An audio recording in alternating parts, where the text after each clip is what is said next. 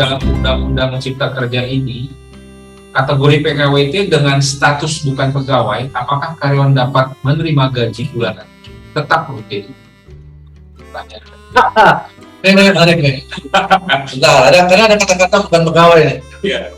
Saya jadi ingat nih, beberapa hari yang lalu, ceritanya di akun TikToknya DHM Partners itu baru memunculkan salah satu klip pendek, ya video klip pendek. Waktu itu diskusi kita kalau nggak salah di Kir juga beberapa waktu yang lalu.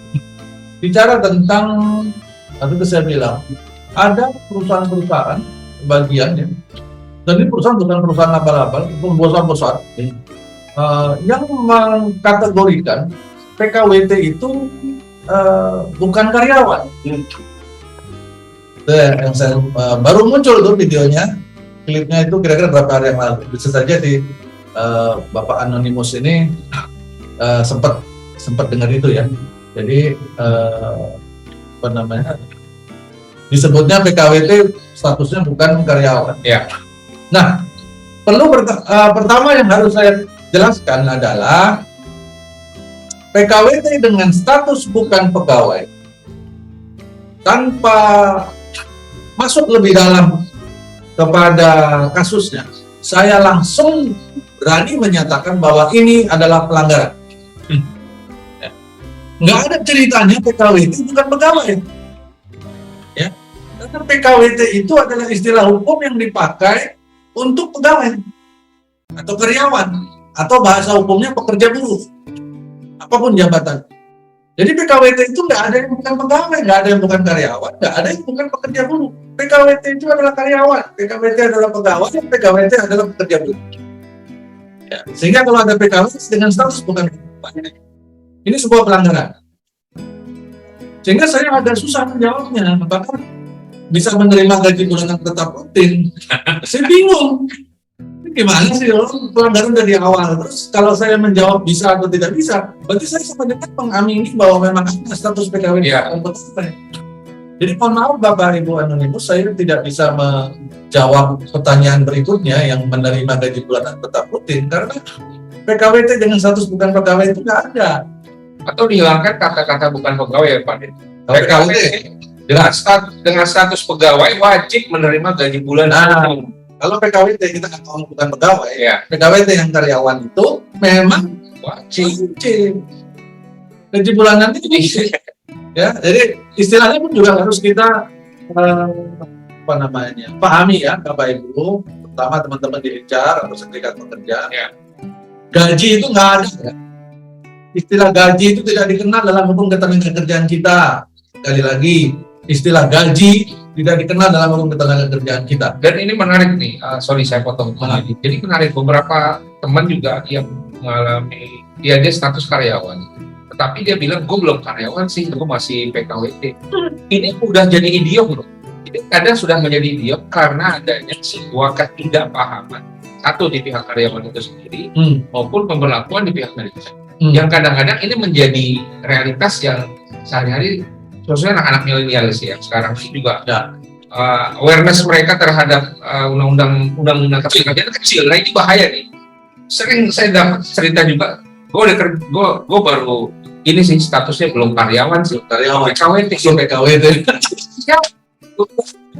Nah ini menarik nih sebenarnya pertanyaan ini memberikan informasi bagi kita, khususnya bagi teman-teman milenialis. Anda adalah karyawan, kalau sudah diterima dalam status PKWT, ya kontrak, Anda karyawan, gitu.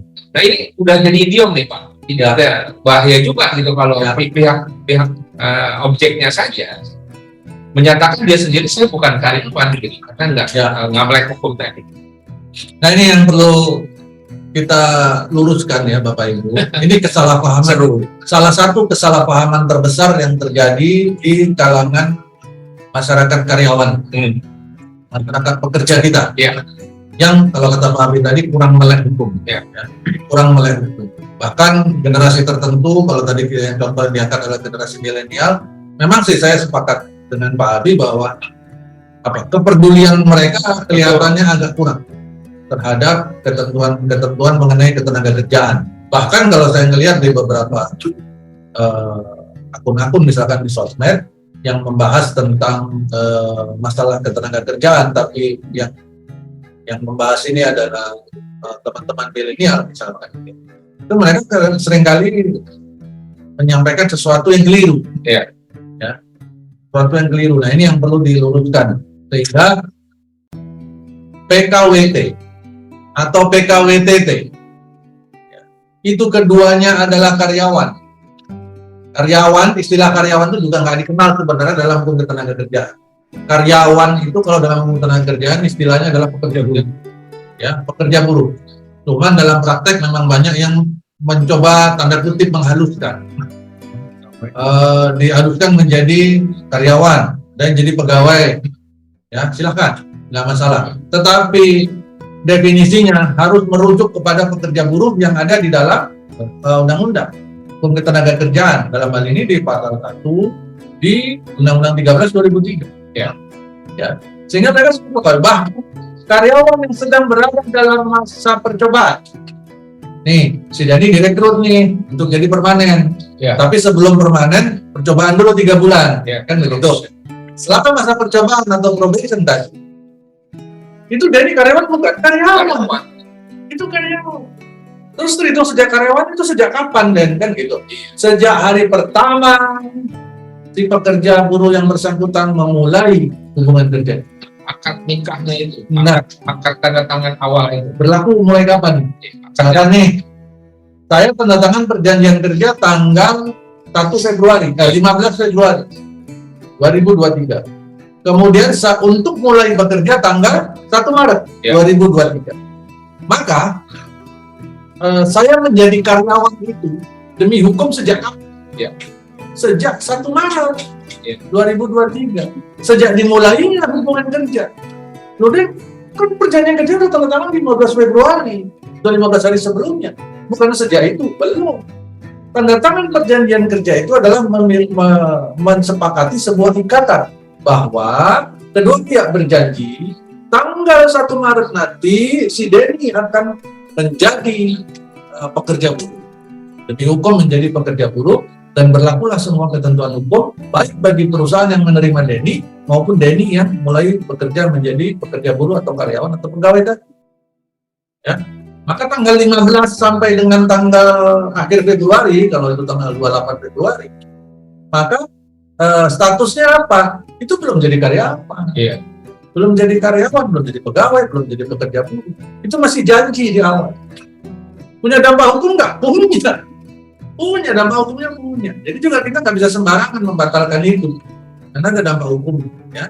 Nah, baru tanggal 1 Maretnya, waktu si Dani datang ke tempat kerja, misalnya jam kerja dimulai jam 9. Jam 9 Dani mulai bekerja di perusahaan itu, maka pada saat itu Dani demi hukum sudah menjadi karyawan atau sudah punya hubungan kerja. Ya. Itu untuk meluruskan kesalahpahaman yang terjadi. Maka buat teman-teman karyawan pada umumnya maupun generasi-generasi muda itu sebaiknya pelajari benar-benar tentang hukum ketenagakerjaan. Ambil dulu yang basic-basic saja supaya kita yang dasar itu kita paham dulu, supaya kita nggak gampang dikerjain orang. Iya. Ini mumpung lagi ngebahas tentang apa namanya kepedulian terhadap hukum yang kecil, kurang yang melek hukum masyarakat karyawan di negara Wakanda ini, ya kan? Ini kan contohnya Wakanda kan? Ya, Wakanda. Nah, itu membuat karyawan banyak dikerjain sama oknum. Yang paling ngetren kan staycation nih. Yang baru nih di sebuah daerah yang kalau mau diperpanjang kontrak kerjanya harus mau staycation sama manajernya, tidur dulu sama bosnya. Karena nggak melek hukum. Kalau orang nggak melek hukum menganggap ini sebuah persyaratan yang apa namanya, yang wajar. Bahkan yang banyak yang merespon ini memang sering terjadi. Nah, itu yang paling sedih kita dengarnya, Pak. Kok sering terjadi, kok didiemin aja. Kok didiemin aja. Ini saya sedikit teringat nih sedikit cerita tentang kasus kebetulan yang saya alami sendiri. Ya. Saya bukan diajak staycation, Pak. Jadi sekitar tahun 2000-an waktu saya masih di Batam, itu pernah pada saat itu dalam proses rekrutmen kemudian si karyawan yang tidak lulus itu dia melaporkan kepada wartawan, asiknya bukan ke polisi tapi ke wartawan ngelaporin ini, menyatakan bahwa saya pada saat interview dia one on one, ini karyawannya calon karyawannya perempuan pelamar ini mengajak si karyawan itu untuk tidur, untuk staycation, baru nanti diterima. Itu disampaikan ke wartawan. Dipaksa sama wartawan untuk mencoba memeras dan sebagainya untuk wartawan itu. Kemudian dia masukkan ke dalam berita korannya pada saat itu. Heboh. Itu di Batam, saya sampai dipanggil sama Disnaker pada saat itu, dipanggil sama pengelola kawasan. Saya minta duit katanya 1 juta, kemudian saya ngajak tidur bareng kebetulan karena katanya si siapa namanya pelamar ini cakep katanya gitu. Saya disebutkan nama pelamarnya siapa, disebutkan juga nama hiring manajernya saat itu siapa, Denny. Nah, ribet tuh kan, akhirnya punya selidik, bahkan waktu saya tawarkan kepada si wartawan, pertemukan saya dengan si karyawati itu, pertemukan di kantor polisi, saya antar dia untuk melaporkan saya ke kantor polisi, supaya langsung diperiksa saya, kalau memang saya salah, tahan. Ternyata nggak berani. Usut punya usut, ternyata memang ada pihak yang mencoba diskreditkan, black campaign dan sebagainya, karena ternyata nama si pelamar yang muncul itu adalah nama istri dari salah satu karyawan saya di perusahaan tempat saya bekerja pada saat itu. Suaminya langsung datang ke saya. Awalnya marah, mau berantem sama saya kenal aja enggak, tahu aja enggak. Dan istrimu ternyata juga nggak ikut dalam itu interviewnya. Dan pada saat itu ternyata saya bisa membuktikan bahwa saya sedang pada jam dan waktu yang disebutkan di koran pada saat itu, saya sedang mengikuti meeting manajemen di pabrik yang lain. Kan waktu itu ada 2 pabrik. Jadi saya bisa buktikan bahwa saya punya alibi pada saat itu. Hari itu saya tidak menginterview orang. Memang benar hari itu ada proses interview, ada seleksi, tapi saya nggak menginterview orang. Tim saya melakukan interview. Nah, jadi isu-isu seperti itu sudah muncul memang dalam acuan pada saat itu memang itu fitnah, ya kan? Nah, dalam kondisi yang paling terbaru ini kan, kalau ini memang sudah sering terjadi, maka ini sungguh menyedihkan. Apalagi kalau disebutnya, seingat saya di berita itu disebutkan menjadi rahasia umum. Itu, ini bukan mengeri. Dan saya pun semakin sedih, semakin prihatin kalau ternyata di perusahaan itu sudah punya serikat pekerja. Adalah suatu hal yang tidak mungkin serikat pekerja tidak mengetahui kalau sampai disebutnya sebagai rahasia umum. Nggak mungkin nggak tahu, ya. Dan manajemen yang lain juga nggak mungkin nggak tahu kalau disebut rahasia umum. Kenapa semua pada diam? Ya ini isunya kan mendasar ya, betul. Nah, maka teman-teman sangat penting untuk tahu yang mana yang menjadi hak kita, yang perlu kita lindungi, gitu. Jadi tidak ada sama sekali syarat seperti itu dalam hukum ketenagakerjaan, bahkan dimanapun. Saya sangat yakin di seluruh dunia ini, berapa ratus negara yang ada di dunia ini, nggak pernah ada satupun yang mensyaratkan ini, ya, mensyaratkan hubungan seksual sebagai sebuah syarat untuk diterima bekerja atau diperpanjang kontrak, ya.